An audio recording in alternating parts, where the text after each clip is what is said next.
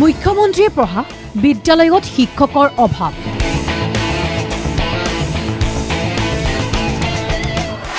470 গৰাকী ছাত্ৰ-ছাত্ৰীৰ বিপৰীতে নাই হিন্দী বিজ্ঞানৰ শিক্ষক। কামৰূপ একাডেমীলৈ গুৰুত্ব নাই চৰকাৰৰ। আপুনি টেলিভিছন স্ক্ৰীণত দেখা এইখন মহানগৰীৰ মাজমজিয়াৰ কামৰূপ একাডেমী উচ্চতৰ মাধ্যমিক বিদ্যালয়। এই বিদ্যালয়খনত নতুনকৈ আৰম্ভ হৈছে আন্তঃগাঁথনি উন্নয়নৰ কাম। কিন্তু ৰ'ব, আজিও এক সমস্যাত বিদ্যালয়খনৰ শিক্ষক শিক্ষয়িত্ৰীৰ লগতে অধ্যয়নৰত ছাত্ৰ-ছাত্ৰী।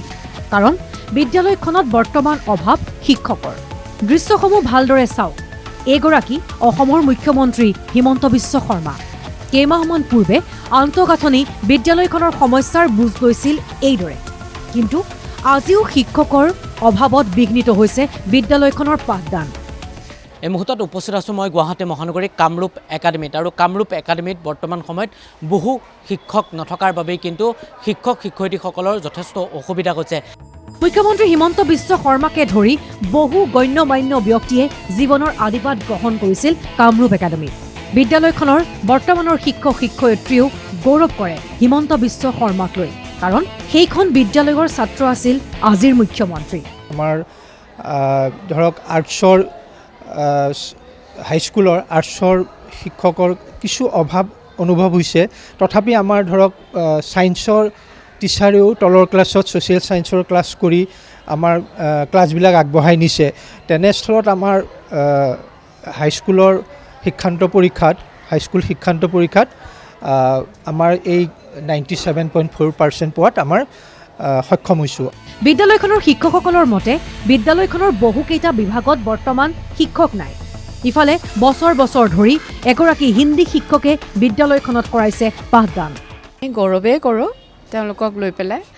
আবেদন মানে আমিতো কৈছোঁৱে আমাৰ শিক্ষকৰ অভাৱ, হয়তো আমাৰ সকলোতে এই অভাৱটো চলিয়ে থাকে। এতিয়া আমাৰ যিটো ইলেকশ্যন আহি আছে তাৰপিছত আমাক আশ্বাস দিছে যে এই ইলেকশ্যন হোৱাৰ পিছত আমাৰ শিক্ষক নিযুক্তি হ'ব। ছাবজেক্ট মই টিচাৰ, মোৰ ছাবজেক্টৰ আমি 4জন টিচাৰ আছিলোঁ।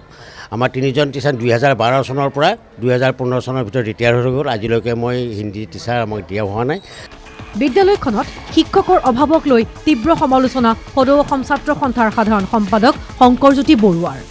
কিন্তু অতি পৰিতাপৰ কথা যে শিক্ষা বিভাগত পৰিৱৰ্তন বিচৰা, শিক্ষা বিভাগটো শক্তিশালী কৰিব বিচৰা, শিক্ষা বিভাগত সমস্যা নেদেখা অসমৰ মুখ্যমন্ত্ৰীগৰাকীক আমি সোঁৱৰাই দিব বিচাৰিছোঁ। তেখেতে নিজেই পঢ়া বিদ্যালয়খনত কেইবাটাও বিষয়ৰ শিক্ষকৰ এতিয়াও অভাৱ হৈ আছে। হিন্দী বিষয়ৰ শিক্ষক 13-14 চনত অৱসৰ লোৱাৰ পিছত আজি তাৰিখলৈকে তাত মকৰল হোৱা নাই। এতিয়া প্ৰশ্ন হয়, যি সময়ত শিক্ষা বিভাগে ছাত্ৰ ছাত্ৰীৰ বিকাশৰ কথা কয়, সেইখন চৰকাৰে শিক্ষক নিযুক্তিৰ ক্ষেত্ৰত গুৰুত্ব দিবলৈ সময় হ'বনে? গুৱাহাটীৰ মাজমজিয়াৰ এখন বিদ্যালয়ৰ যদি এই অৱস্থা, তেন্তে ৰাজ্যৰ ভিন্ন প্ৰান্তৰ চৰকাৰী বিদ্যালয়সমূহৰ প্ৰকৃত স্বৰূপ কি সেয়া সহজেই অনুমেয়। কেমেৰা পাৰ্চন দীপাংকৰ শৰ্মাৰ সৈতে গুৱাহাটীৰ পৰা কল্পজিৎ শইকীয়া আৰু দুলীয়াজানৰ পৰা ৰাজীৱ গগৈ ৰিপৰ্ট NKTV+।